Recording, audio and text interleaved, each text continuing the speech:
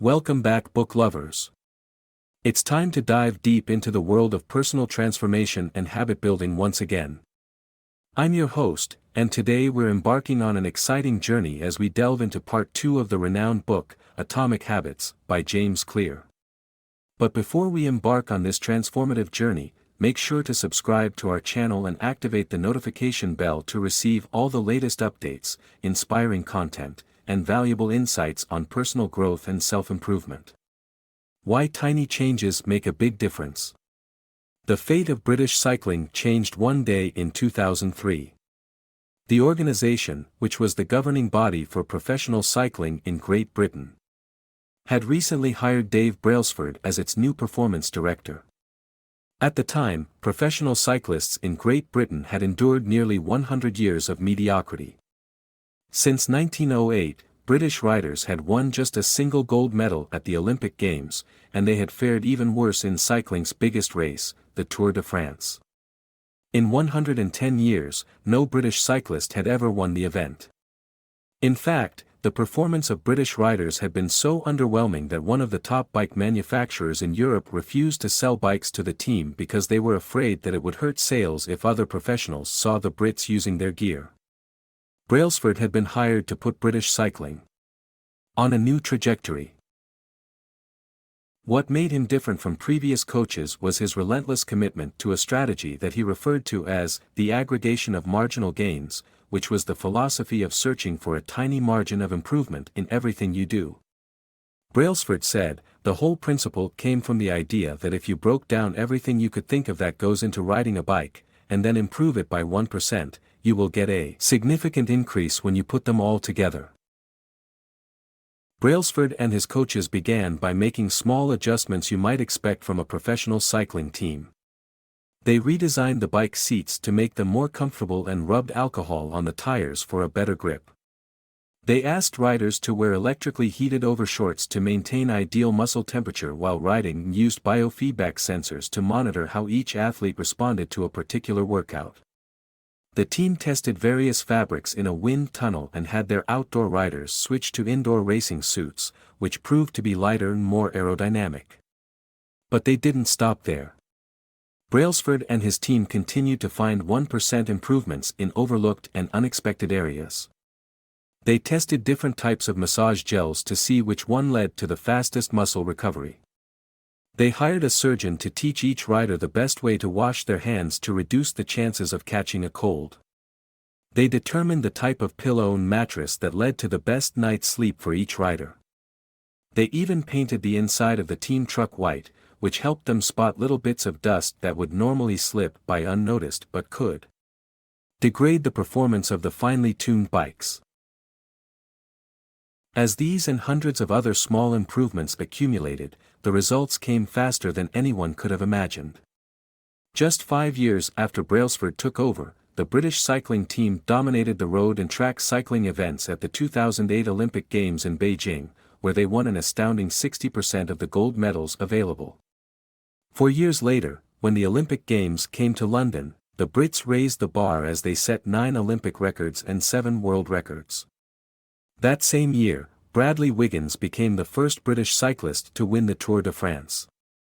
The next year, his teammate Chris Froome won the race, and he would go on to win again in 2015, 2016, and 2017, giving the British team 5 Tour de France victories in 6 years.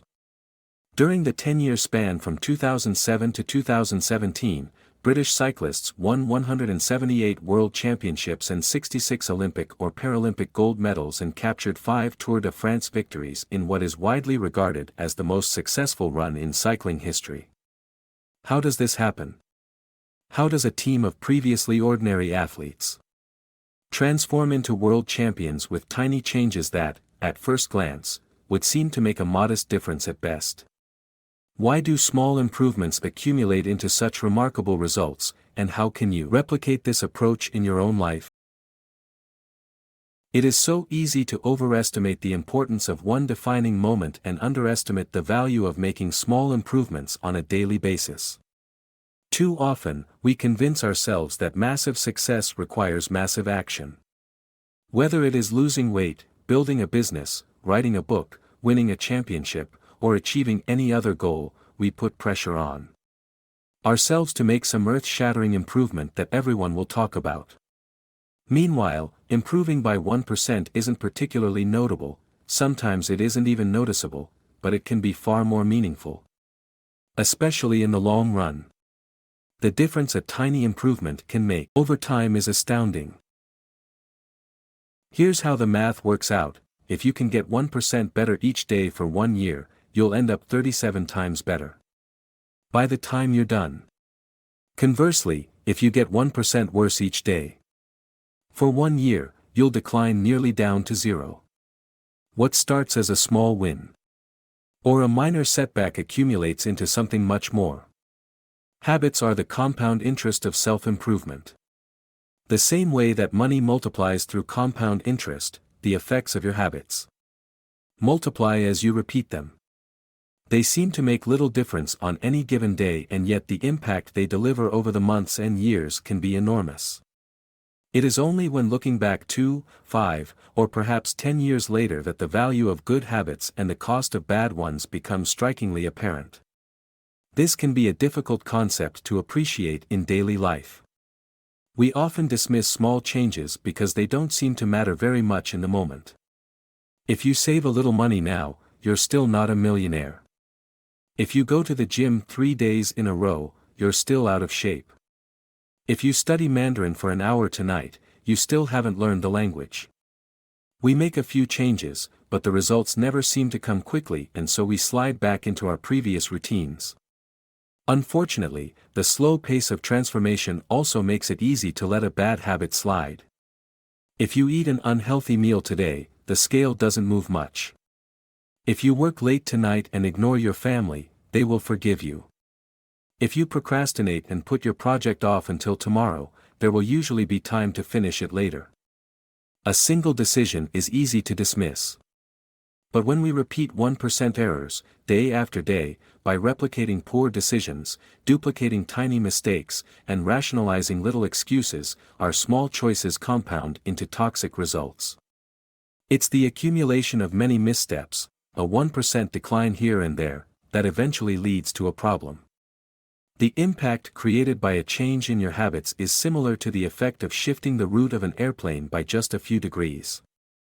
Imagine you are flying from Los Angeles to New York City.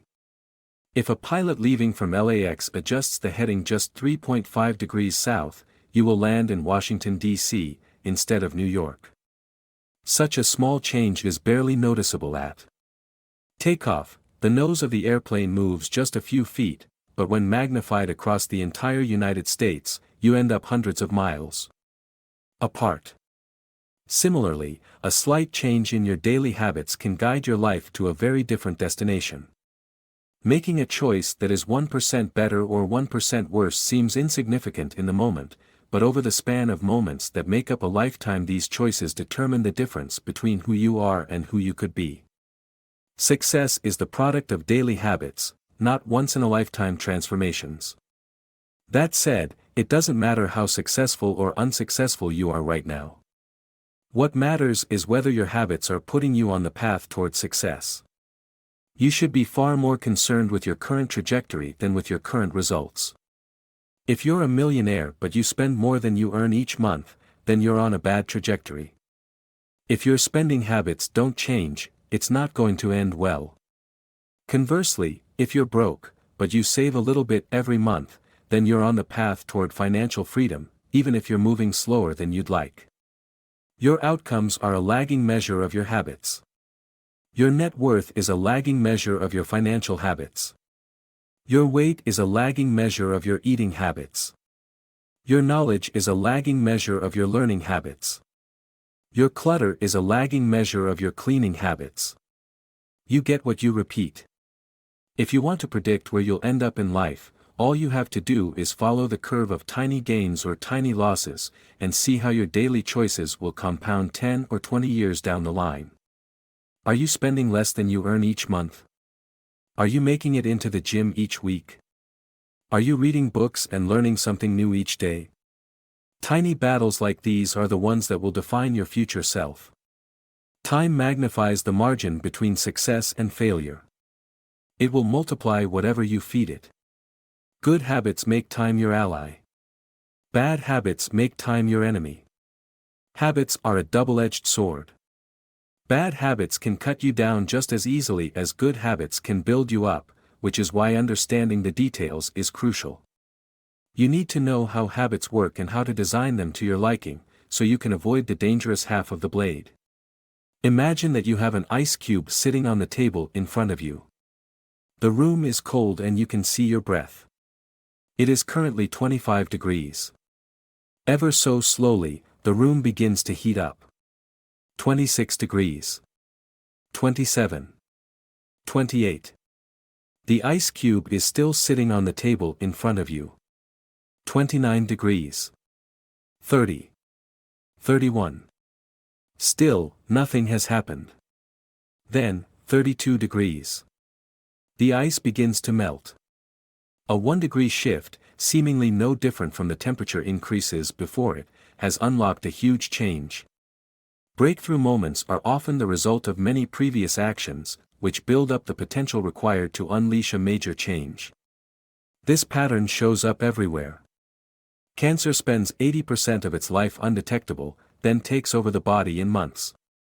Bamboo can barely be seen for the first 5 years as it builds extensive root systems underground before exploding 90 feet into the air within 6 weeks. Similarly, habits often appear to make no difference until you cross a critical threshold and unlock a new level of performance. In the early and middle stages of any quest, there is often a valley of disappointment. You expect to make progress in a linear fashion, and it's frustrating how ineffective changes can seem during the first days, weeks, and even months. It doesn't feel like you are going anywhere. It's a hallmark of any compounding process. The most powerful outcomes are delayed.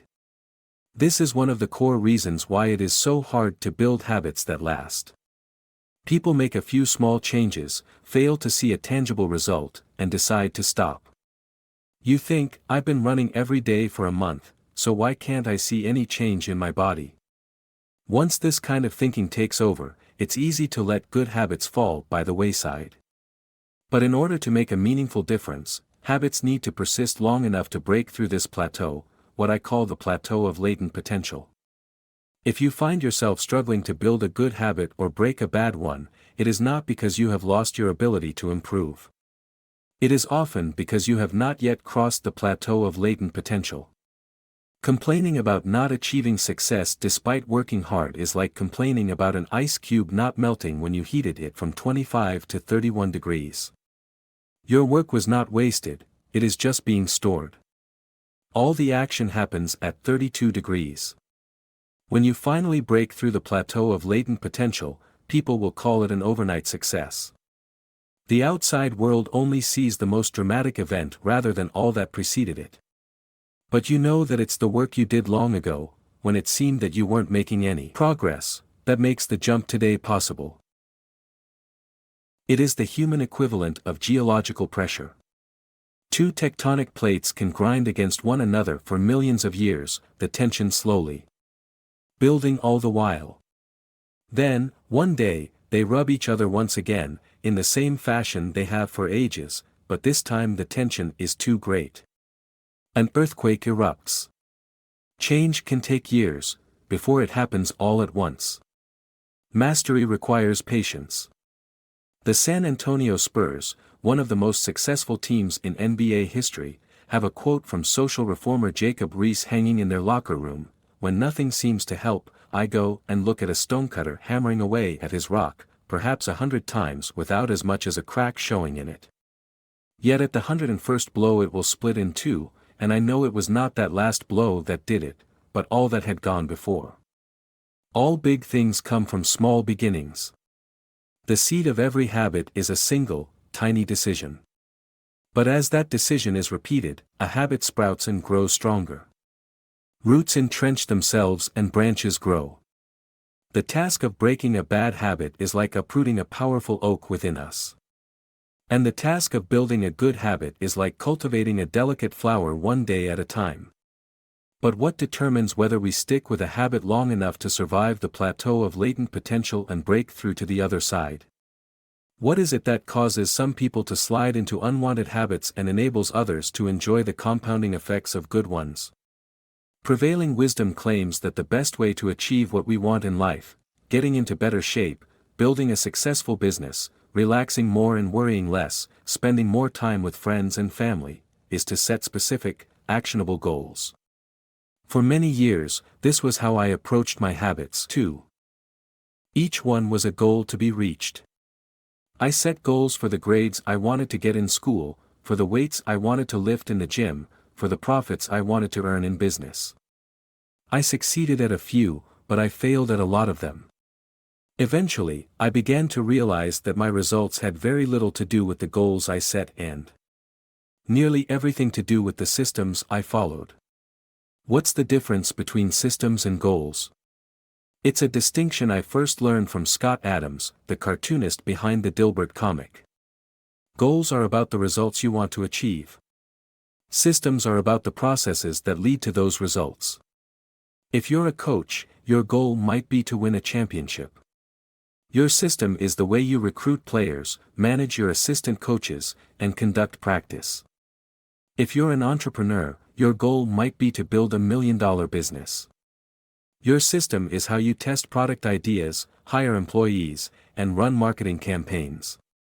If you're a musician, your goal might be to play a new piece.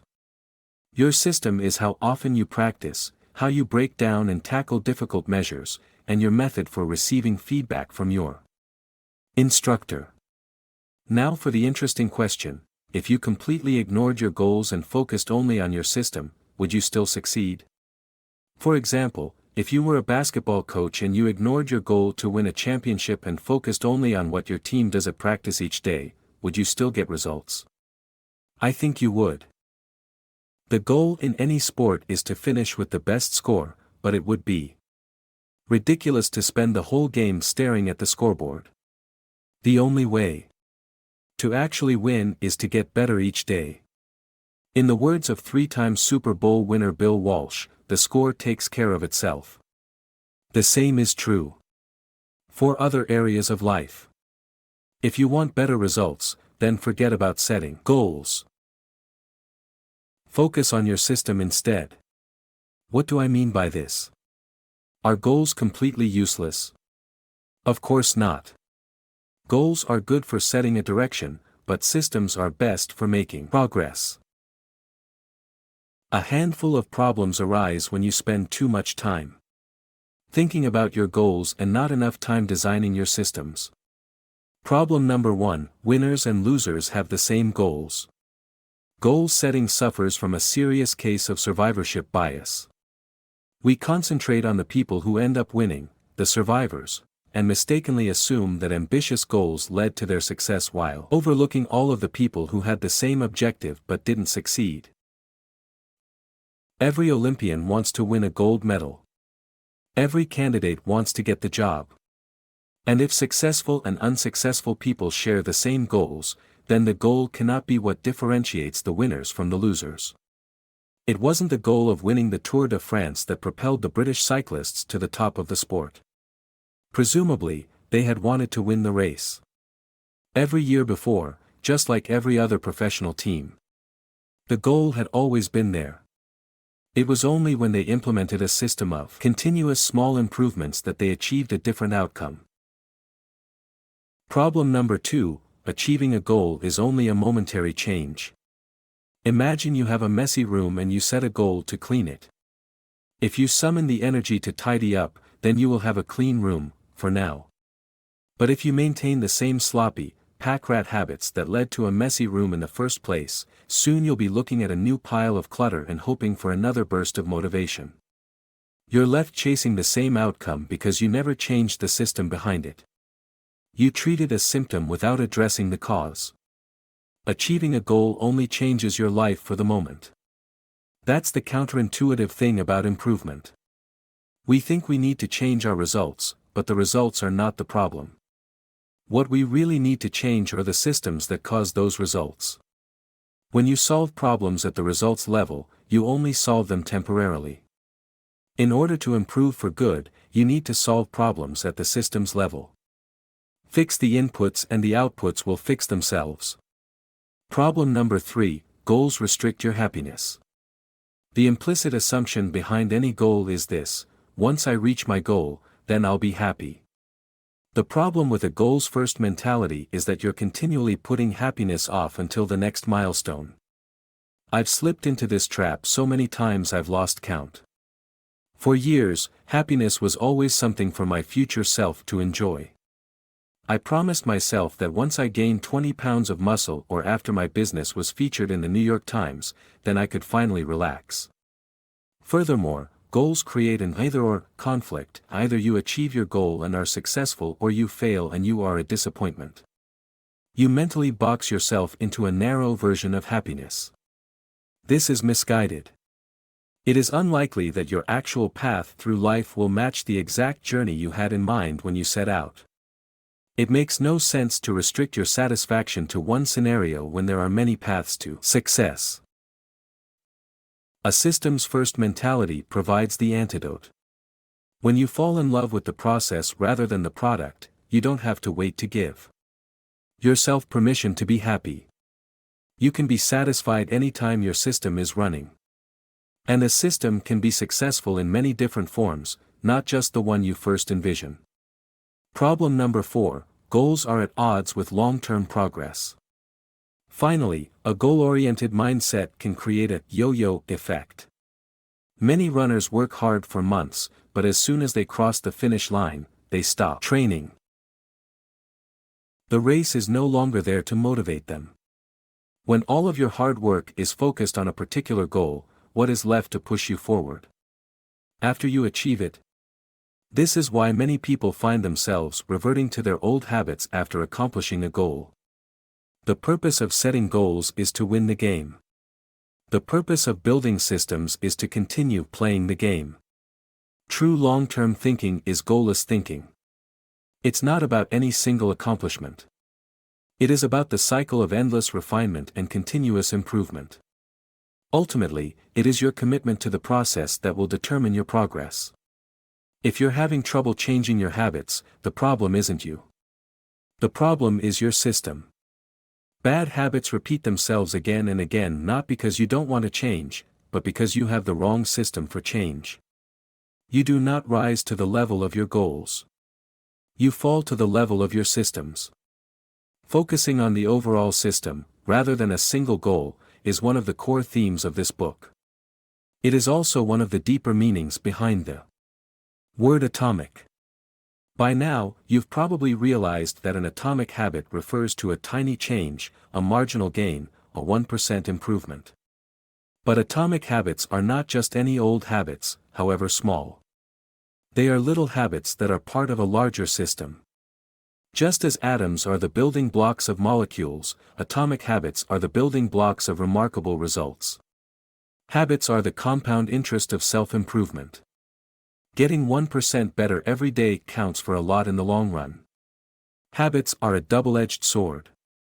They can work for you or against you, which is why understanding the details is essential. Small changes often appear to make no difference until you cross a critical threshold. The most powerful outcomes of any compounding process are delayed. You need to be patient.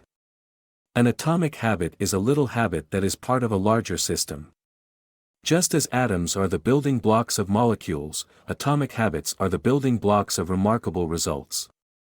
If you want better results, then forget about setting goals. Focus on your system instead. You do not rise to the level of your goals. You fall to the level of your systems.